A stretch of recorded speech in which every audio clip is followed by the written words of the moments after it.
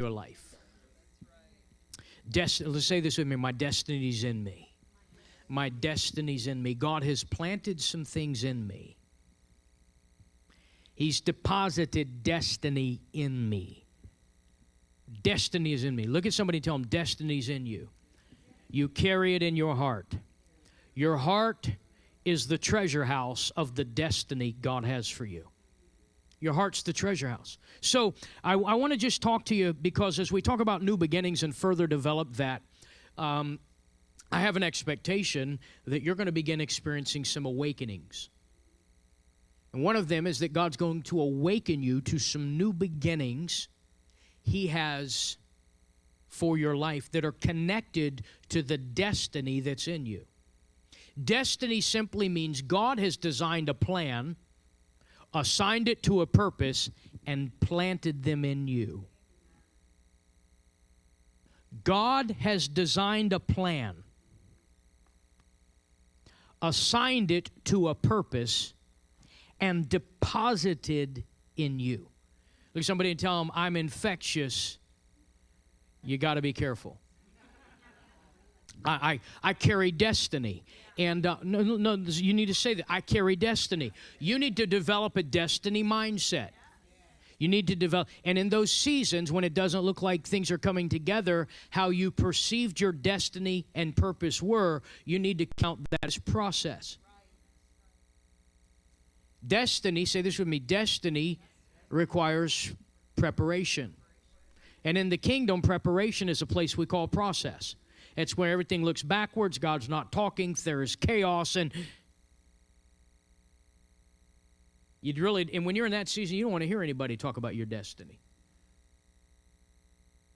So I'm going to mess with us today. Look at somebody and tell them, your destiny will live. Your dream is more alive than you can see.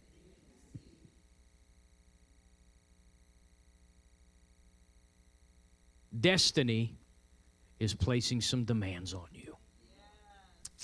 And you're going to be brought into a scenario where God's going to set some things up where you're going to have no option but to make a clear decision in your life. I'm going to pursue the new thing God is calling me. It's getting too big in me. It's stirring too. I used to feel a whisper, but now there's a roar.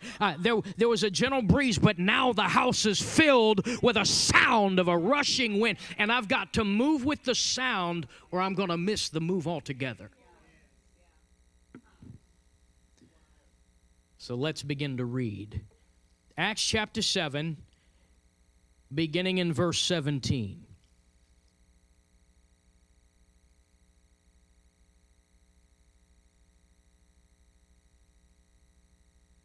Acts chapter 7, beginning in verse 17. Now Stephen is standing before the Sanhedrin. He's about to be stoned, and so he's giving Israel's history. And he's giving them the prophetic history of Israel that's leading them. He's giving them all the evidence of the old covenant that's leading to Jesus. And they don't want to hear about Jesus. So he appeals to what they know to prove Jesus is who he is. Look at somebody and tell them, this doesn't fit the message. But you do need to know there are some people who will never line up with what God's doing in you.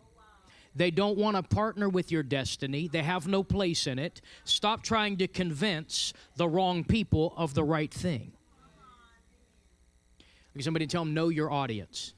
Stephen knew his audience. He knew he wasn't going to convert them, but he said, you know what, if you're about to kill me, I'm going to release Jesus. So that's what he's doing. Just a little context. But as the time of the promise was approaching, But as the time of the promise was approaching, which God had assured to Abraham, look at somebody and tell them, promises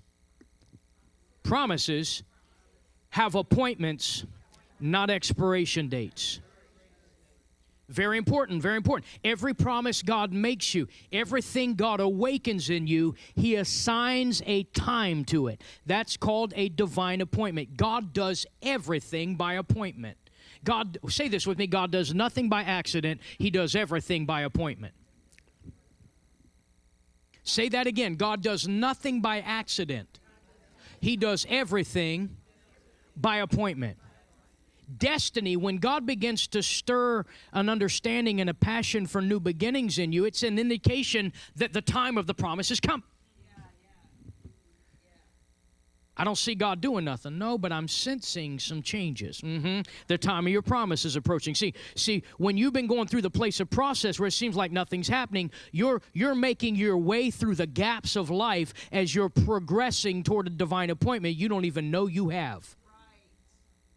But you carry things in you connected to destiny, plans and purposes that God deposited in you. And then what he did was he went into the future of your calendar and scheduled an appointment that the purpose and the plan and the process pull you toward. Somebody is about to get a pull on the inside of them. And it will not be an accident. It is an appointment. Everything about your life is a setup. Look at somebody tell me, every season's a setup. The devil writes in crayon, but God writes in the blood. Yeah, he does. Everything. When the time of the promise was approaching, what you need to know is that when you feel like you're farther away than you've ever been, you're closer than you can see.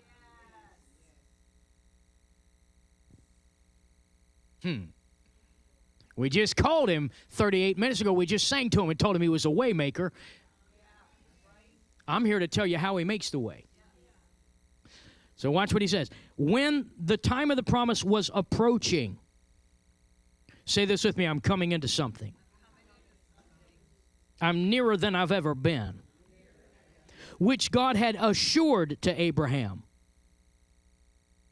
The people increased and multiplied in Egypt until there arose another king over Egypt who knew nothing about Joseph. The closer you get to God opening up your destiny, the more intense the warfare becomes.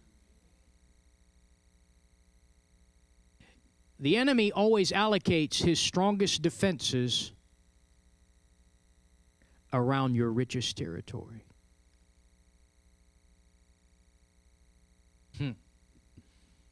Somebody tell him, he's helping me. Until there arose another king over Egypt who knew nothing about Joseph, and it was he who took shrewd advantage of our race and mistreated our fathers so that they would expose their infants, that they would not survive. And it was at this time that Moses was born, and he was lovely in the sight of God and nurtured 3 months in his father's home. And after he had been exposed, Pharaoh's daughter took him away and nurtured him as her own son. Now Moses was educated in all the learning of the Egyptians, and he was a wise man of power in words and deeds. But when he was approaching, there's that word again. Somebody tell me I'm in process, but I'm getting near to something. I'm about to bump into something I wasn't expecting. You're about to bump into God based on the things God's already deposited in you. Everything you need to succeed is in you. Look at somebody and tell them, I carry a success gene because my father put it in me. And I can't help but flourish in my assignments. I may have been through process, and it looked like my destiny wasn't ever going to happen, but I carry a success gene. The DNA of heaven is not just on my life, it's in me. God planted it in me, so the things I am in can't steal it from me. It's in me. Look at somebody tell me it's in you. Destiny's in you. And everything you need to succeed is there. And the other stuff, watch this, the other stuff that you need to know to be successful, God will use your enemy to feed it to you.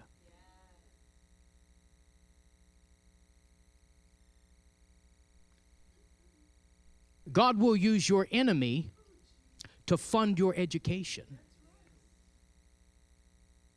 So all that warfare and all that hell, those are learning lessons that God's going to begin to help by the Spirit of wisdom to help you understand and gain insight, your enemy's going to begin feeding you. That's what Pharaoh did to Moses.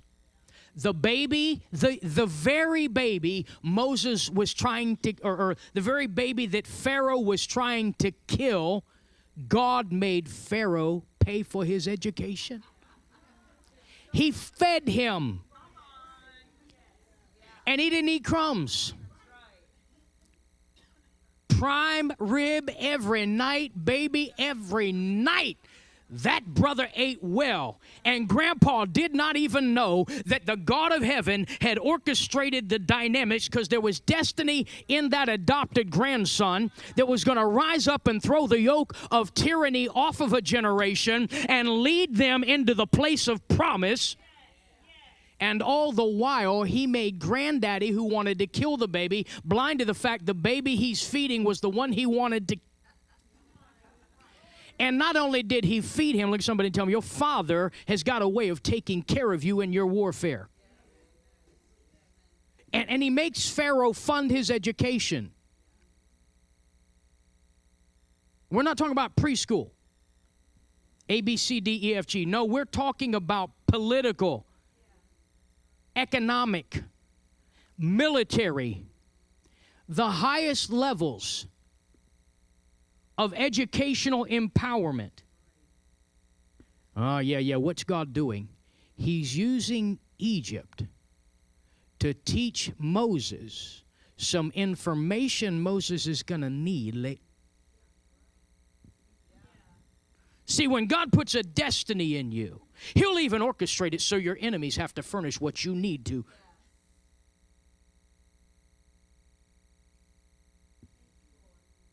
Yeah. So in your warfare, in your process, in your journey, God is allowing even the negative things, if you'll pay attention, to feed your future. It won't devour it, it will feed it. Look at somebody and tell them, God's using the enemy. God's using the enemy. The best thing the enemy could really do if he was going to defeat you was to make your life comfortable.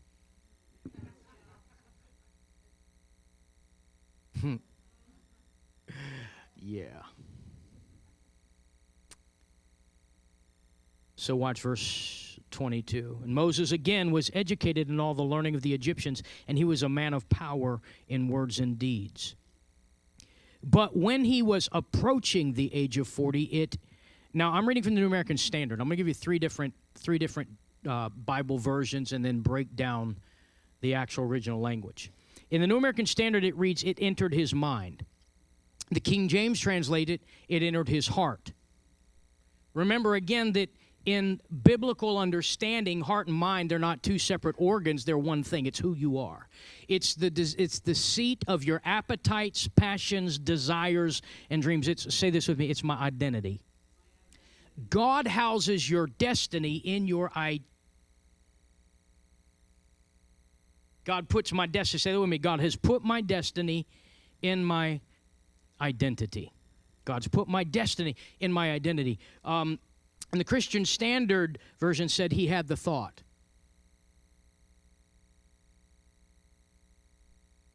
To do what?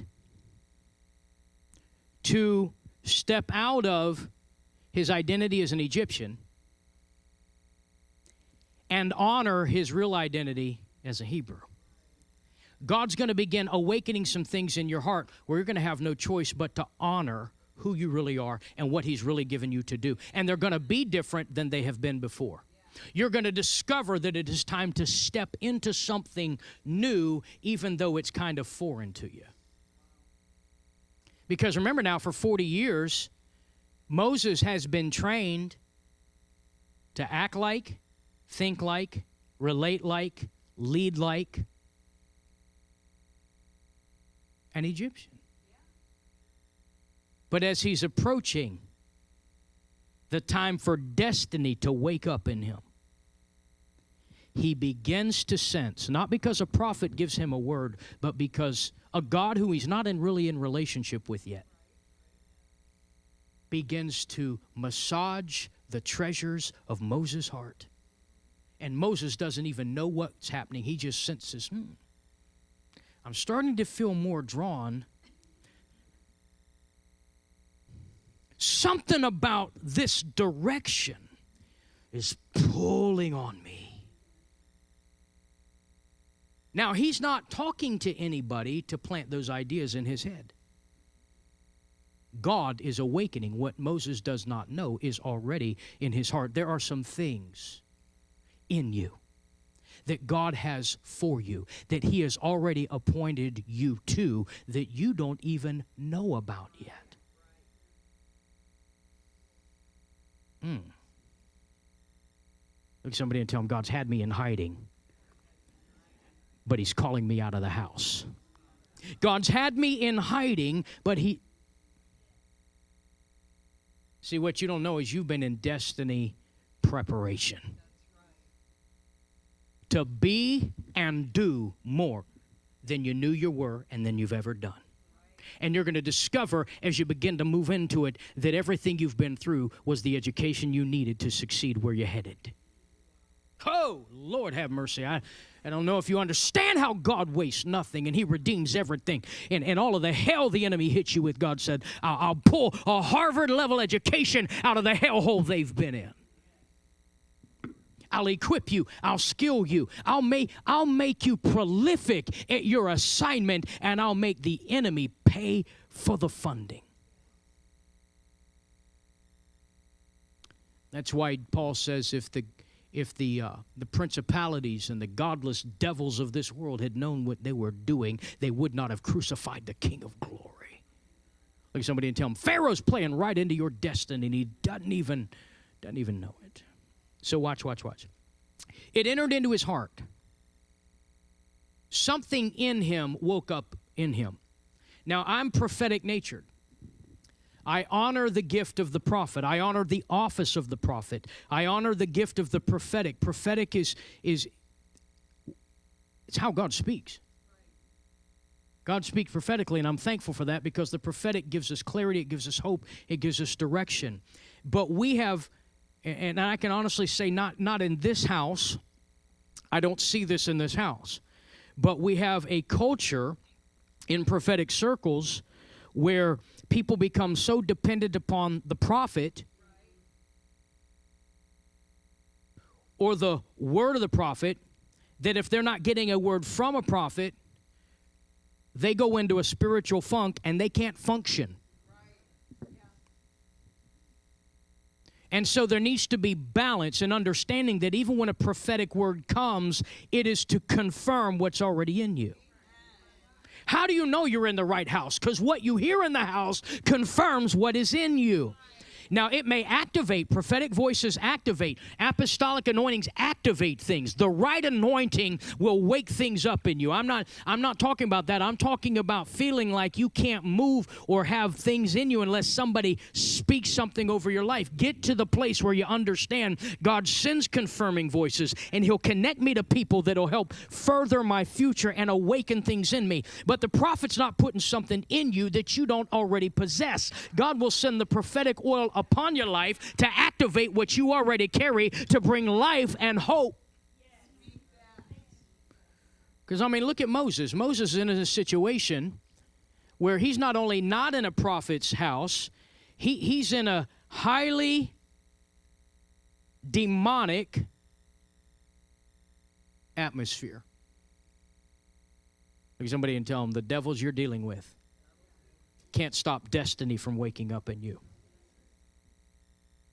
Now, here, if you study how mystical they were and how messed up they were and the different gods they worshiped and the curses that they moved in. I don't want to get caught up in that today, but you understand that Moses is not in a healthy spiritual atmosphere. Like somebody tell them we all came from somewhere. And destiny is preserved. It's kept. Look at somebody and tell them God's been keeping you for some things while he's been keeping you through some things. And the things he's deposited in you cannot be captured by the dysfunctional or negative environments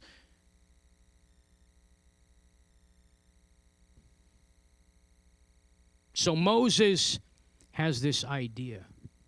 I went through all of that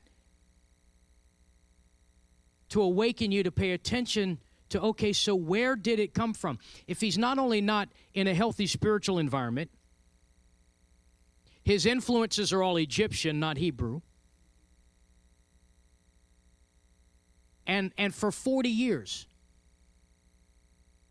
subtract 40 years off of your life. How old were you 40 years ago? Negative 16 is you're going way back on up in there.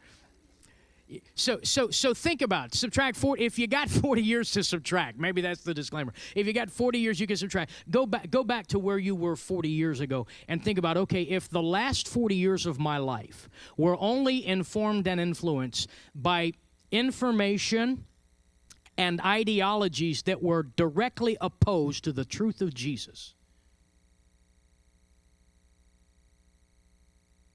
how in the world could I ever be in a place where God could awaken His destiny in me?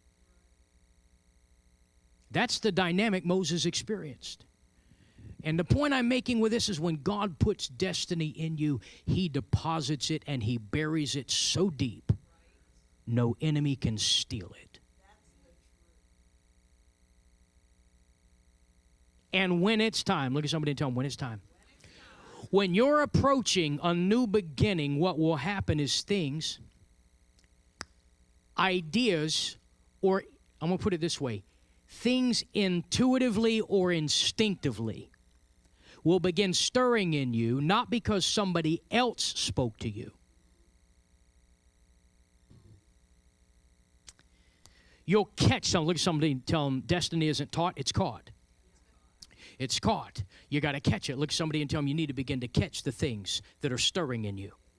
Let the things that are stirring in you catch your attention. Let them catch you. Look at somebody and tell them God saved you to help you be able to catch what He planted in you. See, we could take you, I could walk you through a biblical exposition. I could take you through a 6-week seminar on Biblical Destiny 101 and how it plays out and all the principles and processes from the Scriptures, but until you catch it. Until you catch it. Catch what? What I'm saying? No, what God's doing in you. Look at somebody and know, are you paying attention to what's beginning to burn? Are you paying attention to what's beginning to burn? So watch this. It entered his mind. He has the idea, the thought. No external influence, but an internal uprising. And when he saw one of them, verse 24, being treated unjustly, he defended him and took vengeance for the oppressor by striking the Egyptian. And he supposed, somebody can tell him the kingdom operates on revelation, not supposition. Because you know what we do? We think we get a glimpse, and then we begin to try to put it together. I suppose God meant this. I suppose this means that. Watch this. I suppose this awakening means him, her, them, there, now. But for destiny to live, it must endure and go through a kingdom process before it can be born. And so he supposed that his brothers would understand that God was granting them deliverance through him. Now let me stop and ask you a question. Did Moses, when he got a glimpse of his destiny right there, did Moses miss God? Did he get it right? Did Moses have it right? That God was going to use him to deliver them? That right. Let me boil that down. So Stephen says he supposed they would understand that Moses was who God was going to use to deliver them. But they didn't get it. Look at somebody and tell them there are people that didn't get you. There's some people that didn't get you. There's some people that didn't get you. And the folk that didn't get you don't get to go with you. Because there were some people, now 40 years later when Moses comes back, there's some people that were alive when he was 40 who are still going to start to make the journey, but they ain't ever going to. Now look at somebody and tell them there's a whole new generation. of people and things and resources God's raising up to meet you in your moment. So guess what rejection can't do? It can't keep you from the identity or the destiny God has revealed in you. Rejection will wound you, but rejection can't stop you. Look at somebody and tell them, I'm not going to let rejection stop me. I may not understand the process that rejection brings, but I embrace the destiny that is awakening in me, and I'm going to pour my faith, my hope, my confidence, my trust, and my expectation into what God is revealing in me, and I'm not going to try to convince somebody else. If they can't catch it, they're not coming. Moses is trying to teach them through an experience. What better experience to teach them I'm a deliverer than to kill their oppressor? And you remember the story. He comes back the next day, and instead of being thankful and recognizing the destiny of God, they say, who do you think you are? Because when God begins to awaken a destiny identity in you, there's some people that are going to disappoint you because they're not going to get you. And you'll do yourself a favor if the moment you begin to perceive that, shut up. Ask me how I learned that. That little word of wisdom has cost me a whole lot of pain.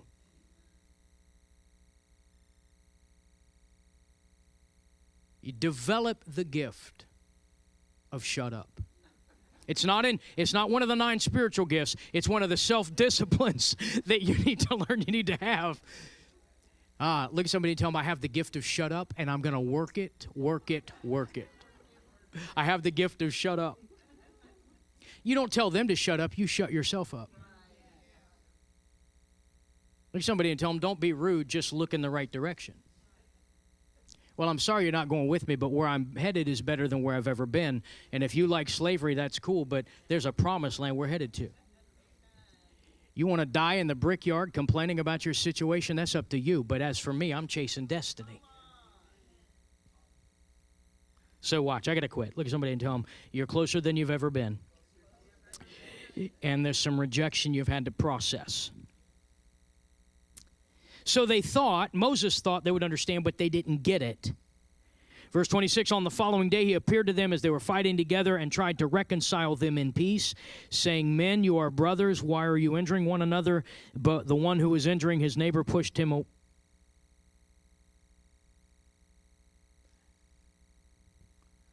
You see, when you go through rejection, it feels like you're being pushed away. And the process that comes from that when you're pursuing your destiny is you feel like you're not just being pushed away from people, you're being pushed away from destiny. But when you understand destiny, you understand it's just process. And that process is preparation. And that what God's going to do with you is bigger than what you thought it was. And so he says, who made you a ruler or judge over us? And Moses actually is thinking, well, God did. Can I have a flesh moment? It's only 10:20 or 11:25. I mean, think about it. It's only 8:25 in California, so we got a lot of time left. Can I have a flesh moment? Don't you just sometimes want to look at him and say, I'm sorry, you're too stupid to see what God is doing. Help me, somebody. We're going to love them and pray for them and forgive them. You give them forgiveness while you're working out your therapy. Like somebody tell, forgive and repent. But come on, you know what I'm saying. The point being here is Moses was deeply wounded. And it happened not because he missed God, but because he caught what God was saying. Moses didn't miss God. Let me give somebody a word in here, and I'm going to wrap this message up, and I came to really give you, Judy, if you'll pull up Psalm 37:4, I came to give you a strong word of hope today. But I need somebody needs to know. I need you to know. Heaven needs you to know right now. You did not miss God. That's not why pain showed up. You didn't miss God about your destiny, about the purposes you carry, the plans God has, and the identity that is awakened in you. You didn't miss God, they did. Help me, somebody. You didn't miss God. Now, I'm not venting right now. I'm trying to help somebody understand something. Moses was 100% accurate. That's why I asked you the question, did Moses get it right? He supposed they would know how God, in other words, Moses caught the glimpse of destiny, and he assumed that they would. Somebody didn't tell him, but sinful, broken, dysfunctional people. Messed up people will try to mess you up. But when God has appointed to raise you up, not by accident, but by appointment, he'll work through that stuff, and it will wound you. But hear me well, God will count it as seed, and it will just serve to increase the anointing and the success on your life. You are going to reach your promised land. You are going to birth and build exquisitely the dreams that won't die in you. They may happen in another place, in another dimension, in ways that you weren't considering, but God's always bigger than we thought he was. Even when we get a picture of our destiny, God's got a whole lot of details he doesn't share. Moses got it right. You got it right. How do I know you got it right? Because you got done wrong.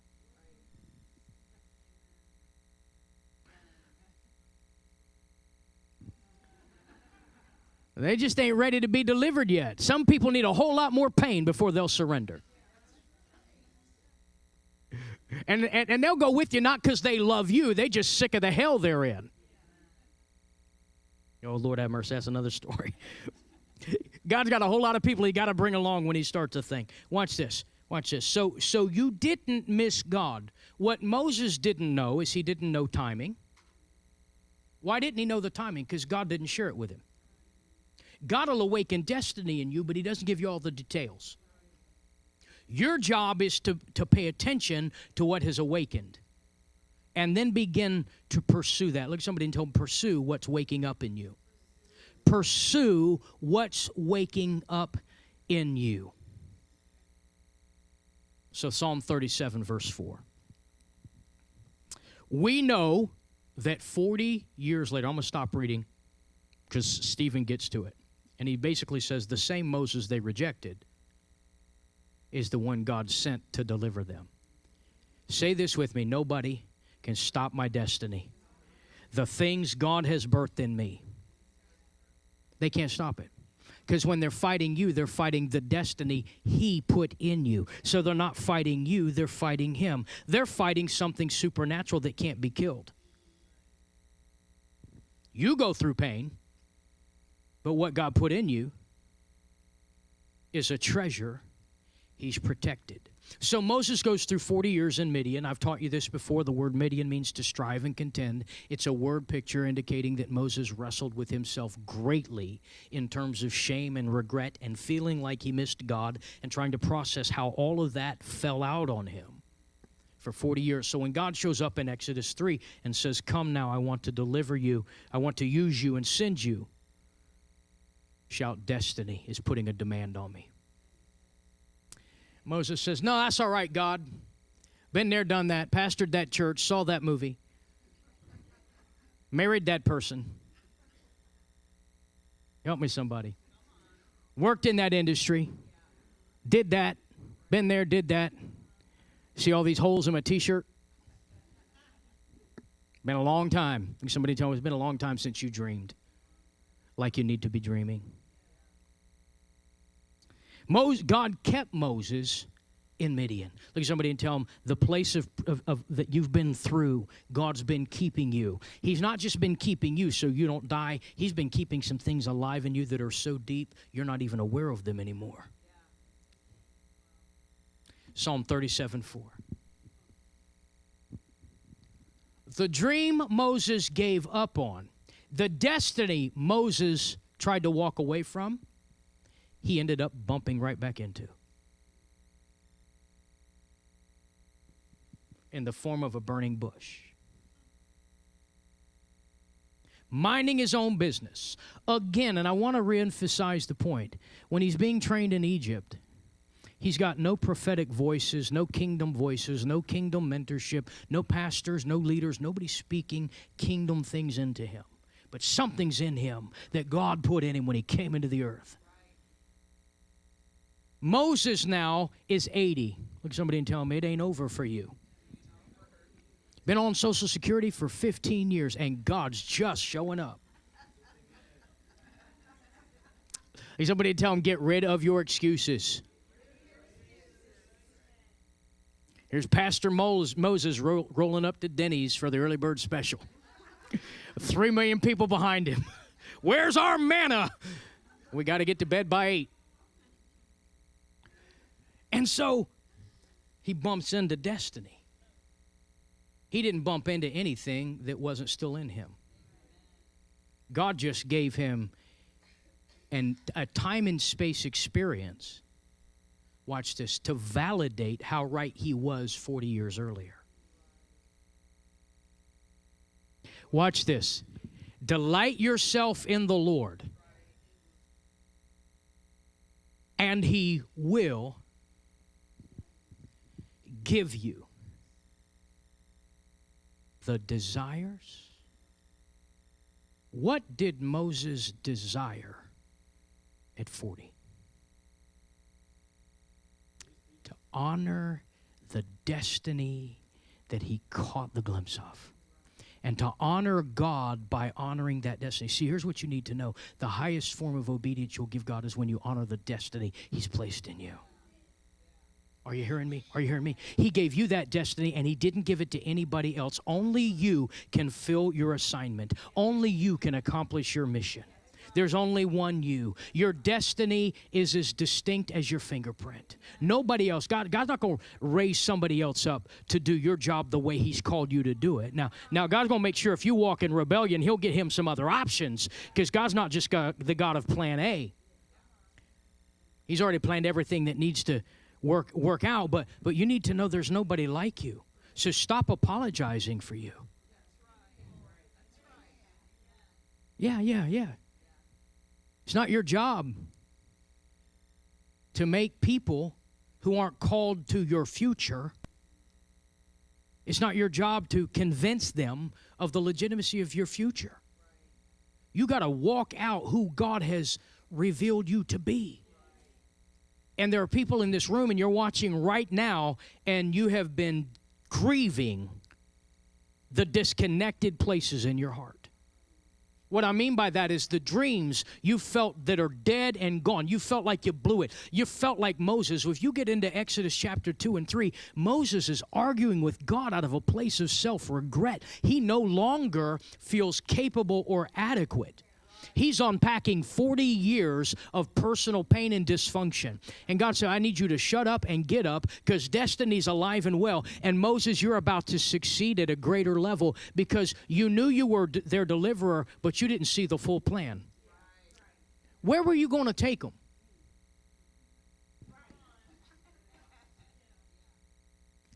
Because Pharaoh and his daughter, your adopted mother, weren't pouring the promises of Abraham, Isaac, and Jacob into your psyche and into your spirit. They weren't talking to you about me, and they weren't teaching you about a promised land. Where were you going to take them? Look at somebody and tell them you caught your destiny, but you didn't see the bigger picture. So I see in my mind, Moses, if they'd have gone with him at 40, they're full of enthusiasm. And they get in the wilderness, and they don't know where to go. And then they're prone to conquer the wrong territory. And then they would have also done it without God's favor. But see, now you're going to go saturated in favor that releases the supernatural, that makes sure you succeed at everything God is moving you to accomplish. Say it with me one more time. I had you say it earlier, but I want you to let this seep down on the inside of you. I want you to say this with me. God has put a success gene in my life. God's put a success. You will succeed. You will accomplish everything I've given you to do. You've delighted yourself in the Lord. And my assignment today to tell you as I close this time in the book is that God is yet going to give you the things your heart has desired because He put the desire in your heart to desire it. Are you hearing me? Moses didn't just wake up one day and say, you know what? I don't like Pastor Pharaoh. If I had my own church over here, we could do it bigger, better. It wasn't rebellion, it was destiny. So Moses didn't desire it because he was frustrated with where he was. He desired it because God put it in his heart to desire it. The things that won't die in you, the desires you carry, is because God put them in your heart for Him to sometime show up and say yes to them. And so human rejection is not an indication that God has said no to your desire. Are you hearing what I'm saying? People have told you no, but God hasn't. Doors have closed, but God's got the right ones that are going to open. And He's going to open doors that only He can open. God's going to give you the desires of your heart. I want you to raise your hands up and say, Lord, I thank you for giving me the desires of my heart, the desires that won't quit when I've desperately wanted to, the desires that keep waking up, the desires that have caught me and won't let me go, the things I've tried to move away from and I keep circling back to.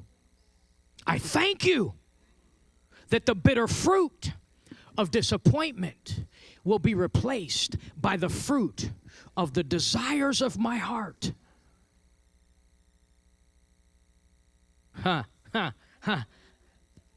God gave Moses the desire of his heart. Joseph gets the desire of his heart. David gets the desire of his heart. Jesus gets the desire of his heart, because when you pursue the destiny He has planted in you, you become both a prisoner of destiny and a prisoner of hope.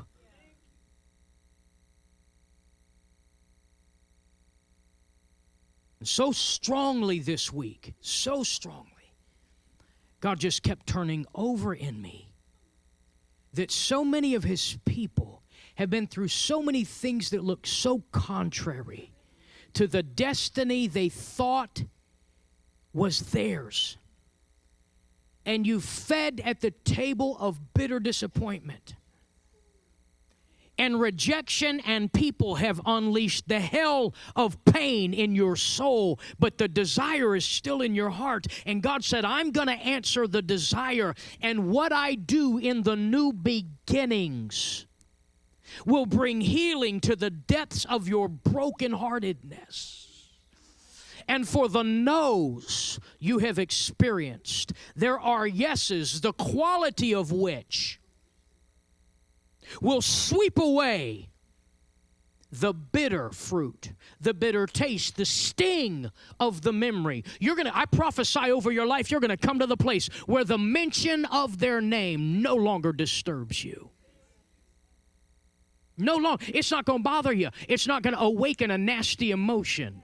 It's not going to pull you back into a funk you got to fast to get yourself out of. You're going to become like Teflon. Why? Because as you move toward the future, what God moves you into is going to be so sweet. You won't care anymore.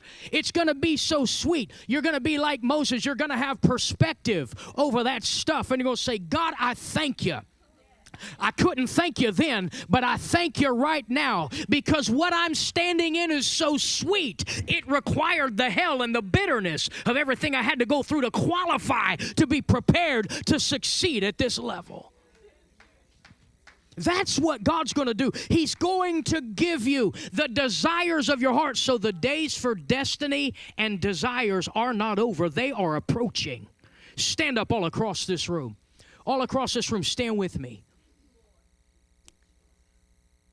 Intolai mosipatron devathromas paito sele kondabe drekishti drobodostan thrafotuniai liba shento podrose go by mite lende vedruste. Just like the greats in the book had their processes and their pain, none of which could keep them from standing in their place on destiny's stage. Neither will your processes or your pain keep you from taking your rightful place on destiny's stage. And the broken places that you have endeavored to heal, but you have surrendered thinking maybe that's just a place I'll never get past. The Spirit of God says, I'm pouring healing oil into the broken places you can't fix, and I will be your healer. I will come to you in healing. I will come to you in strength. I am releasing a fresh courage of heart. And the fear and the paranoia that is connected to old wounding, I am dealing with it, says the Spirit of grace, and I am moving to abundantly overshadow your world, and I will, as I recreated the worlds in the beginning, I am recreating your world by bringing my peace and my grace over the painful, shameful places in your emotions, and I am healing your heart, and I am raising you up, and I say to this people, you are a lion-hearted people, and the Lion of Judah shall roar boldly and mightily in your heart, and you will go forth with boldness, and you will go forth with courage, and the sting and the pain and the shame of it shall not have a voice in your heart or in your future. What did God say through the prophet? He said, how's this mountain going to be overcome? He said, not by might and not by power, but by my Spirit. Look for the Spirit to begin to move in the deep broken places. And God's saying to that mountain, grace, grace unto it. God is commanding grace.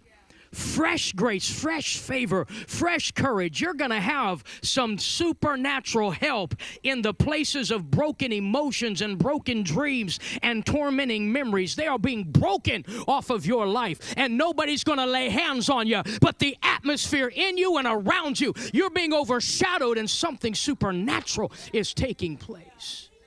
Come on, put your hands up and give God a praise in this house. We thank you now, oh God, for doing what only destiny is awakening and healing is overflowing. Lodri shantosta maile kataya. I'm going to give you a phrase. And this is God's promise to you. You're going to have courage to run. You're going to stop running from things, and you're going to start running toward things. And there is a courage. When Moses leaves Midian on that divine assignment, he's got courage to face what he used to run from. And there's no, look at somebody and tell them, there's no fear where you're headed. Courage has swallowed it up. Courage has swallowed it up. I'm going to ask you to do something. This is what we're going to do to close. I want you to find somebody. Take them by the hand. And I want you to say, I want some of what you got. I want some of what you got. I want some of that courage. I want some of that strength. I want some of that destiny. I want some of that purpose. I want some of that anointing. I want some of that wisdom. I want some of that hope. I need what you carry. You got what it takes. Come on, speak life into them. You got what it takes. You're not going to be stopped. You're going to overwhelm your adversaries. Your wisdom is going to be from above, and it will overwhelm the shrewdness and the counsel of the enemies aligned against you. And your Pharaoh's going to fall, and nothing that rises to stop your destiny shall be able to defy what God has risen you up to do. Now, I want you to look at him. I want you to say this to him. The last thing you're going to tell him. You've got what it takes. You've got what it takes. You've got what it... Look at him. Tell him, now, I've got what it takes. God's given me what I need. Look at them and tell them, now, if you'll go after it, God will put the right people. God's going to give you a dream team to get it done. If you can't talk, God will give you an Aaron. If you can't sew, God will give you some seamstresses. If you don't have any money, God will raise up financiers. If you don't have the information, God will bring a professor across your path who's got an anointing to give you information. God's going to make sure your team comes together. And for those of you, and please hear me, I want to be very careful here, but I'm going to say this. I need to obey God. For those of you who are single, and God's given you the desire for a mate, God's got the right person, and He's going to connect you at the right time.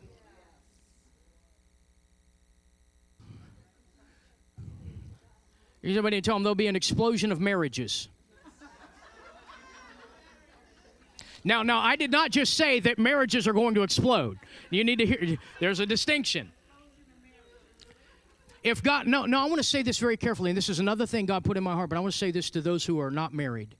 You carry a desire to be married. You carry a desire to be married. I want to free somebody up. If you carry a desire to be married, God hadn't cursed you with a call to singleship. No, hear me. Jesus, so Jesus said there are some eunuchs, single people called to singleness for the purpose of the kingdom. If you don't have that gift,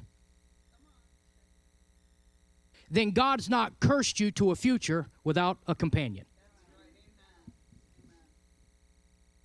And I say that because I need to obey the Spirit of God. I don't know who your him or her are. But God's got them, and God's going to bring them together at the right time.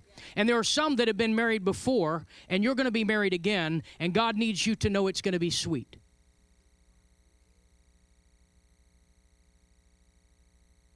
I'm telling you the desires of your heart. God's going to resource them. And in the right way, at the right place, with the right person, at the right time, God's going to